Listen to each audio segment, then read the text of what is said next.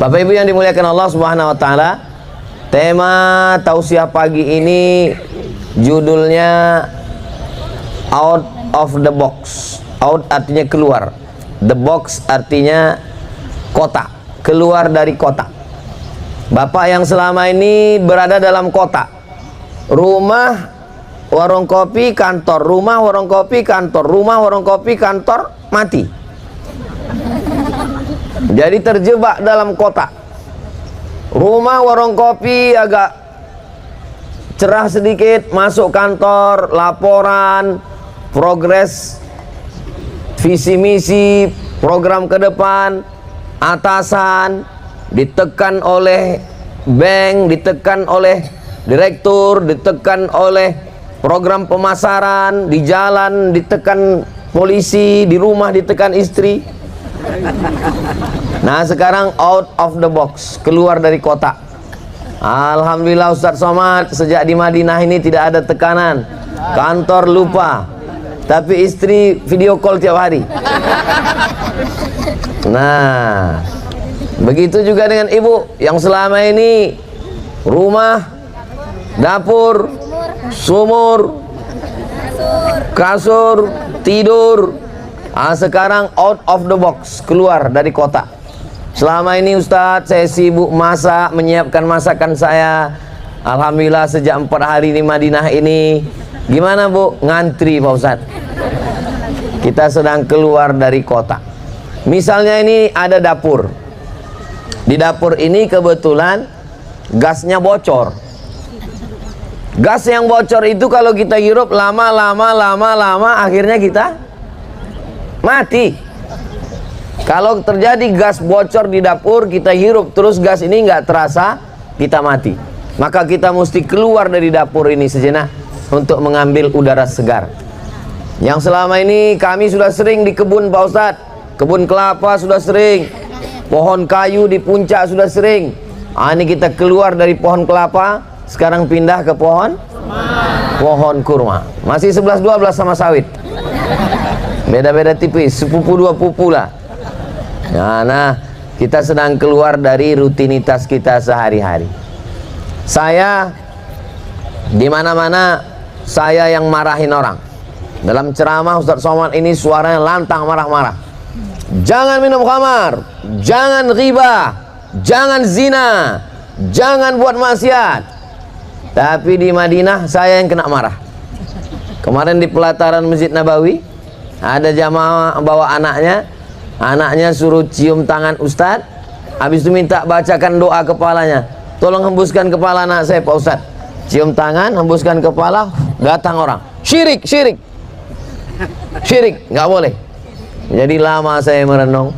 Selama ini saya marah-marahin orang, ini saya kena marah sekarang. Belum pernah, udah lama, lupa saya saking lamanya nggak pernah kena marah. Mungkin ada di antara bapak yang polisi, di kampungnya bukan main dengan baju seragamnya, dengan pistolnya. Tapi begitu sampai di tanah suci ini, pakai jubah, pakai koko, pakai peci, sampai di Masjid Nabawi berzikir, kena usir polisi. Kita sedang keluar out of the box, keluar dari kotak kita, dan sekarang kita di kotak yang baru. Dan biasanya kita selalu untuk menghindari stres, depresi, anxiety, bunuh diri. Proses tangga awalnya stres, habis dari stres depresi, habis dari depresi anxiety, habis itu mencari tempat tinggi, terjun ke bawah, mau mati. Maka kita keluar sejenak, mencari oksigen, mendapatkan nafas baru. Dan alhamdulillah selama 3 hari 4 hari di Madinah ini kelihatannya segar-segar semua. Utang lupa, nanti pulang ke rumah ingat lagi. Nah, sengaja saya pancing-pancing dikit untuk melihat apakah bapak ibu hilang masalahnya. Dari ketawanya kelihatannya hilang masalah. Dari mana Ustaz tahu? Ketawanya lepas. Kalau orang ada masalah dia tak bisa lepas, cuman pendek aja. Nah, dia nggak bisa lepas. Kalau ditengok ini dari ini lepas semua, alhamdulillah. Yang selama ini payah bangun subuh, saya Pak Ustadz selama menikah sama suami saya ini Pak Ustadz, Suami ini payah bangun subuh. Sampai di Masjid Nabawi, alhamdulillah. Sedikit yang selama ini setelah azan subuh baru bangun, sekarang alhamdulillah Pak Ustadz, kemarin baru sampai jam 3 sudah bangun. Kok cepat sekali? Salah setel jam. Jam 3 sudah bangun, pergi ke Masjid Nabawi, sholat sunat tahiyatul masjid.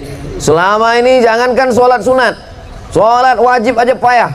Sekarang Masya Allah Pak Ustadz, masuk masjid tahiyatul masjid, habis itu sholat sunat taubat, habis itu sholat sunat tahajud, habis itu sholat sunat hajat, habis itu sholat sunat mutlak.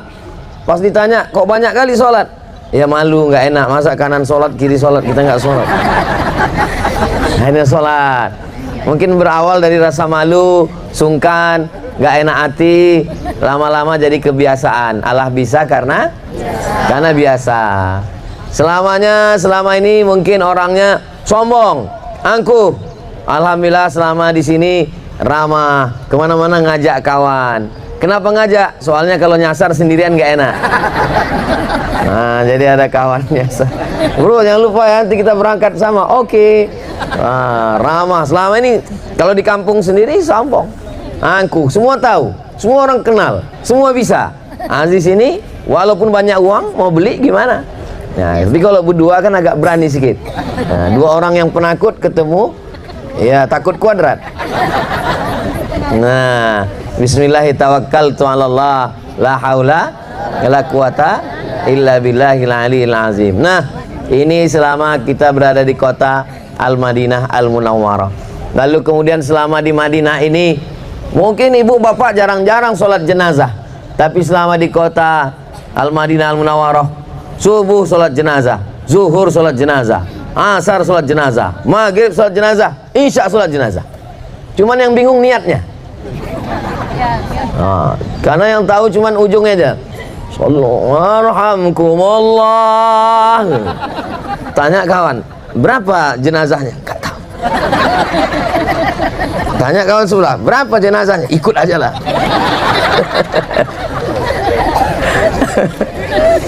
Assalatu ala al-amwati arhamkumullah.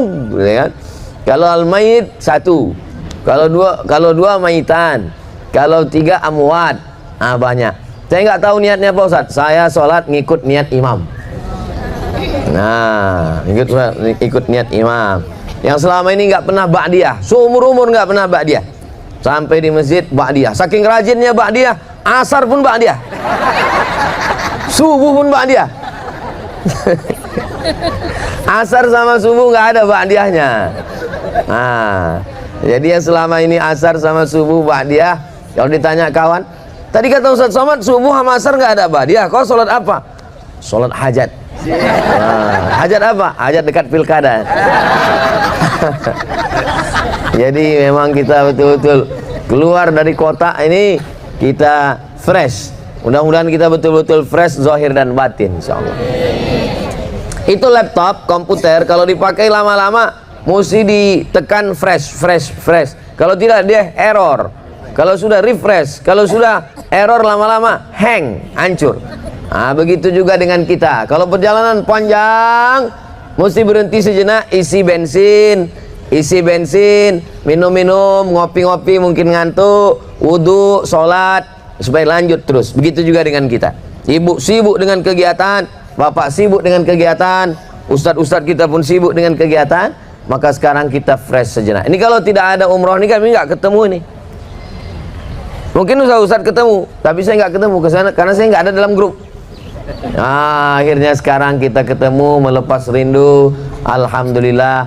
Mudah-mudahan bersama kita di kota Nabi, kota Madinah, bersama pula dengan Nabi nanti di surga Jannatul Firdaus.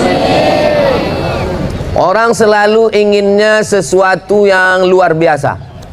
Kumpul-kumpul di rumah biasa, kumpul di kebun korma di Masjid Nabawi luar biasa, kumpul-kumpul sama kawan-kawan biasa. Tapi kumpul dengan orang-orang soleh, orang-orang baik yang istiqomah, yang banyak duit tapi duitnya dipakai untuk ibadah, ini luar biasa. Bulan madu ke Bali, biasa. Bulan madu ke gunung biasa. Tapi ada orang mau bulan madunya ke awan biru. Bulan madu di awan biru. Yang tahu lagunya berarti udah tua.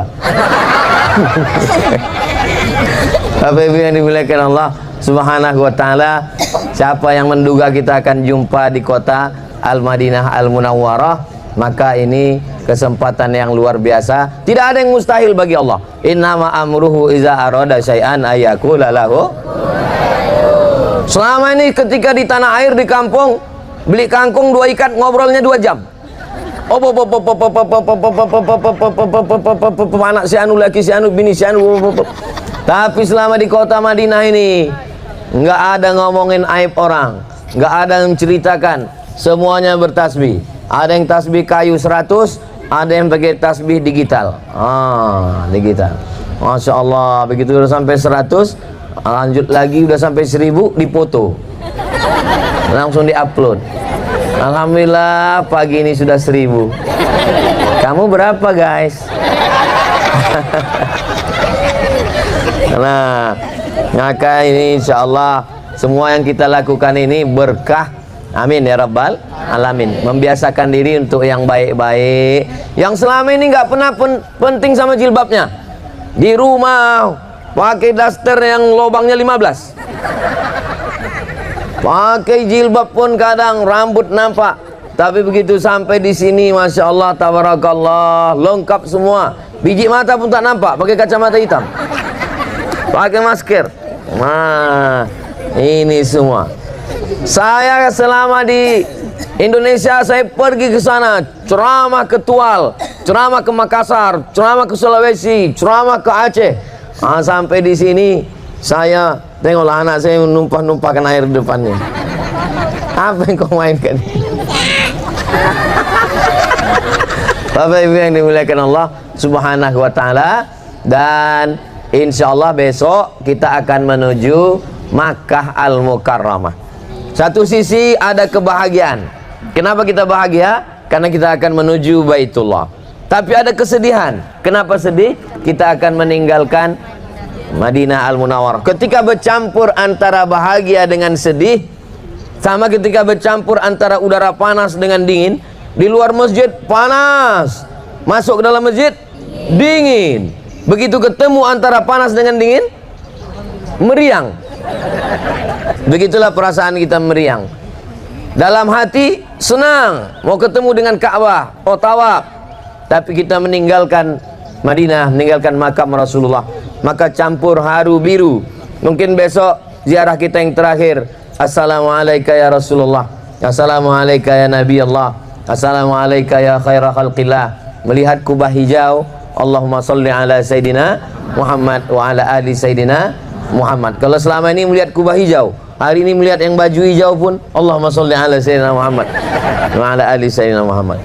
Tapi ibu yang dimuliakan Allah Subhanahu wa taala, kita besok pakai kain ihram, lepaskan semua pakaian kebesaran. Selama ini ibu pakai pakaian kebesaran karena memang ukurannya XL. Besok dilepaskan semua. Selama ini ibu pakai baju terbuat dari kain sutra, tinggalkan semua. Selama ini bapak dengan pakaian seragamnya, tinggalkan semua. Besok yang kita pakai adalah pakaian kematian. Yang kita pakai besok adalah pakaian mayat. Maka kain ihram bapak itu nanti setelah selesai ihram, selesai umrah, selesai tahallul, jangan ditinggalkan, bawa pulang, cuci baik-baik, bersih-bersih untuk persiapan mati. Ibu gulung kain itu, letakkan di kamar, kasih plastik buat kain jenazah bapak. Kalau dia macam-macam, lama mancing nggak pulang, tunjukkan. Ini bang.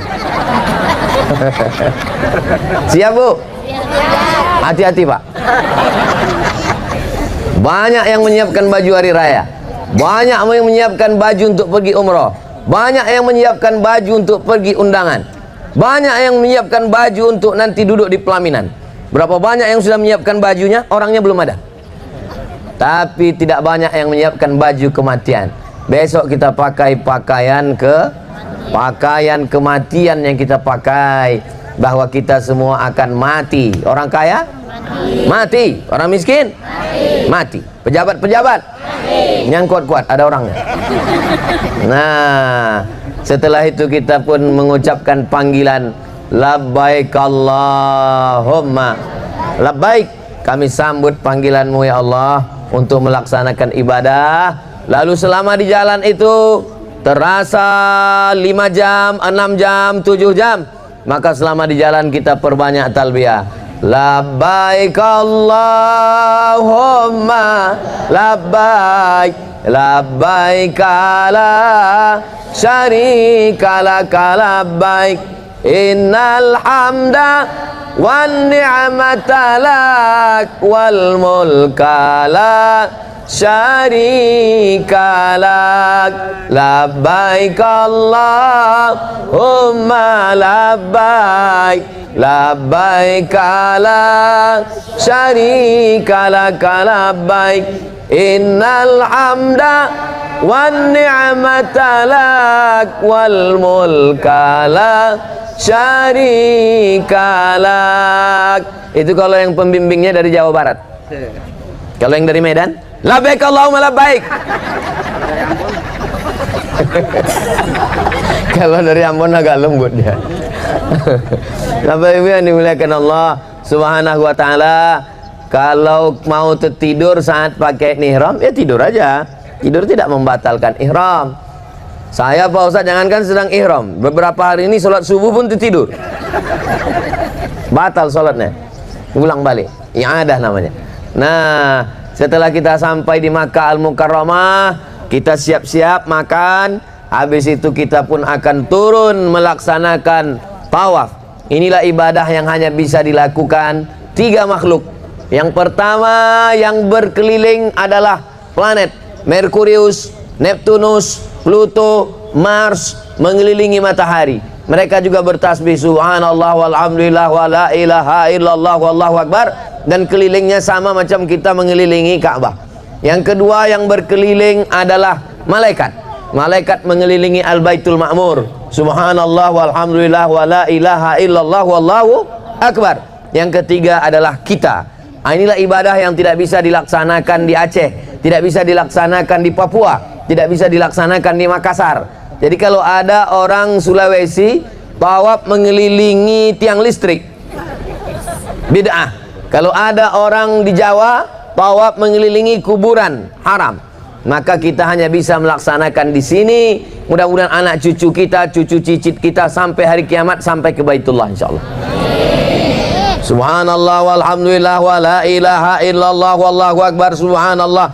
Saya Pak Ustadz nggak bisa ngelihat tulisan-tulisan putaran 1, putaran 2, putaran 3, tutup. Kan bisa dengar suara pembimbing. Suara pembimbing pun nggak bisa saya dengar Pak Ustadz, jauh betul dari depan. Baca doa sendiri, subhanallah walhamdulillah wa la ilaha illallah wallahu akbar. Saya nggak bisa nyebut itu Pak Ustadz, gigi saya sakit. Diam aja, diam. Seandainya tawafnya diam, sa'inya diam, umrohnya sah atau tidak sah? Sah. Umroh apa namanya? Umroh diam. Beda sama sholat. Sholat kalau diam, sholatnya batal. La sholata, tidak sah sholat liman lam yaqra' bi fatihatil kitab. Mesti membaca al-fatihah. Tapi kalau tawafnya diam, sah. Sa'inya diam, sah. Justru malah kalau ngobrol bisa jadi tidak sah. Selama tawaf masih tetap. Kemarin harga ceret kuningnya berapa? Sekarang mahal kali itu tokonya.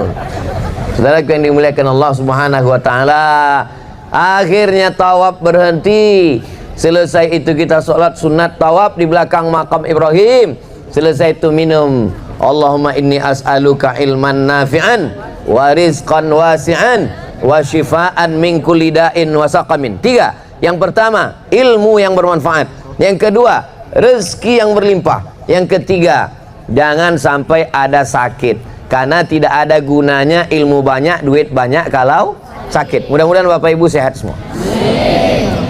Allahumma inni as'aluka ilman nafi'an wa rizqan wasi'an wa shifaan min kulli da'in wa saqamin bi rahmatika ya arhamar rahimin. Saya belum hafal doanya Pak Ustaz. Gerak-gerakkan aja mulut. Mana orang tahu?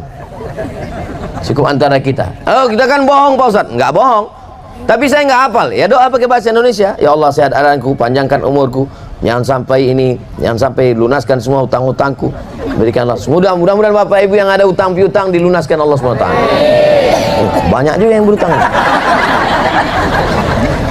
Nah, lalu selesai itu kita pun sa'i, naik ke atas Bukit Safa, turun dari Bukit Safa antara dua tiang hijau, lari-lari kecil. Rabbighfir warham wa'fu watakarram watajawaz amma ta'lam innaka ta'lam ma la na'lam innaka antal a'azzul akram.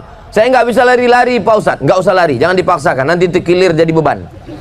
Jalan santai aja biasa. Setelah itu kita pun jalan terus. Subhanallah walham, subhanallah walhamdulillah wala ilaha illallah wallahu akbar wala haula wala quwwata illa billahil aliyil azim.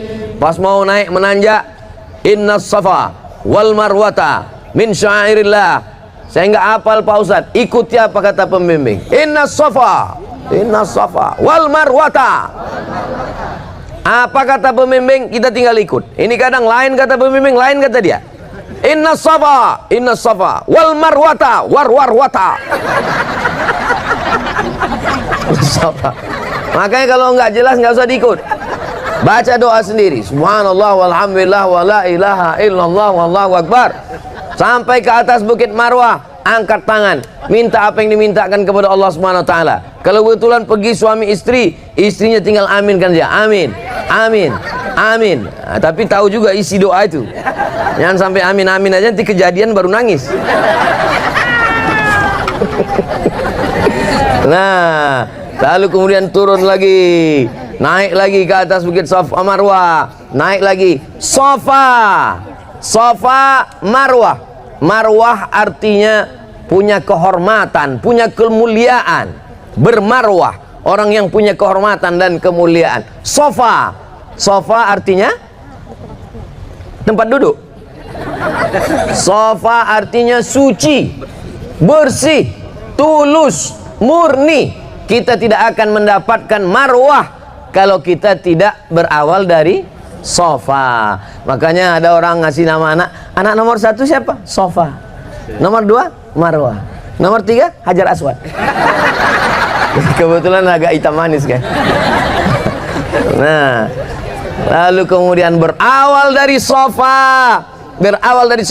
Tidak sah salat kalau tidak wudu. Tidak sah tawaf kalau tidak wudu. Batal wudunya, batal tawafnya. Itu semua berawal dari Safa. Tidak sah umrah kalau tidak dari uang yang halal yang bersih. Maka ketika selesai dari Safa, mendapatkan Marwah, habis itu tahallul, gundul, potong rambut, semua bersih. Sebagaimana kita melihat bayi yang tidak berdosa, kita tidak marah. Buktinya mana? Ini bayi ini main-main kurma terus, kita tidak marah. Kenapa? Karena dia bayi. Ditumpahkannya kurma, ditumpahkannya air, kita tidak marah. Dia pulang. Kita tidak marah. Jangan main. Malu kita, ini sedang live nih. Bapak Ibu yang dimuliakan Allah SWT, mudah-mudahan keluar dari ibadah umroh ini kita seperti bayi yang keluar dari rahim ibu kita. Bagaimana ibu melihat bayi, semuanya tersenyum. Bagaimana ketika bayi baru lahir, semuanya ketawa menyambut, senang. Jadi ketika kita pulang, kita nanti sebagai bayi-bayi, dosa-dosa kita semua diampunkan Allah Subhanahu wa taala. Dosa bapak, dosa maksiat bapak semua diampunkan Allah Subhanahu wa taala. Kecuali dosa kepada istri. Dosa kepada istri tidak bisa menangis di pintu Ka'bah. Ampunkan dosaku kepada istriku ya Allah, nggak bisa. Mesti minta maaf kepada ibu. Ibu siap memaafkan? Dari bunyinya nggak siapa. Dosa ibu semuanya diampunkan Allah Subhanahu wa taala. Kecuali dosa ibu kepada bapak. Itulah kenapa kita selalu sebelum berangkat itu ada kenduri selamatan, mengundang tamu, jiran, tetangga, kawan. Saya Pak Ustadz seumur-umur hidup nggak pernah minta maaf. Nanti malam minta maaf. Nggak mesti malam Pak Ustaz, siang pun boleh minta maaf. Nah, semuanya minta maaf. Aku minta maaf Pak, semua gajimu sudah kuhabiskan. Kata suaminya, memang untuk mulai itu, untuk apa lagi? Aku pun nggak perlu banyak-banyak, cukup aja uang parkir sudah. Betul kan Pak? Betul kata mereka. Dari bunyinya nampak betul suara orang yang tertekan. Bapak Ibu yang dimuliakan Allah Subhanahu wa taala.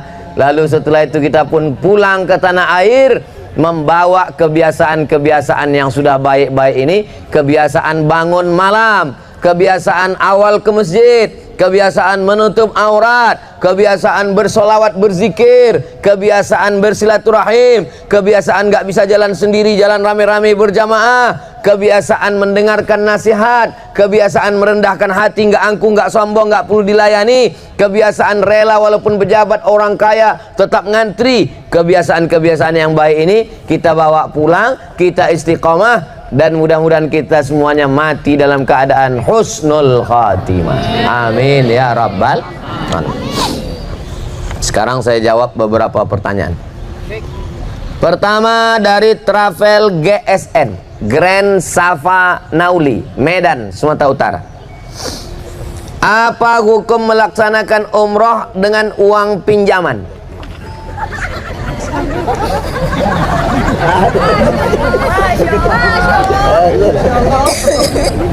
Misalnya anak saya akikahnya besok, tapi gaji saya baru turun awal Januari 2025. Lalu saya pinjam ke Bapak, Pak Haji, saya pinjam 2,5 juta beli kurban kambing, saya mau akikah anak saya. Nanti 1 Januari saya bayar ya. Pak Haji ngasih nggak?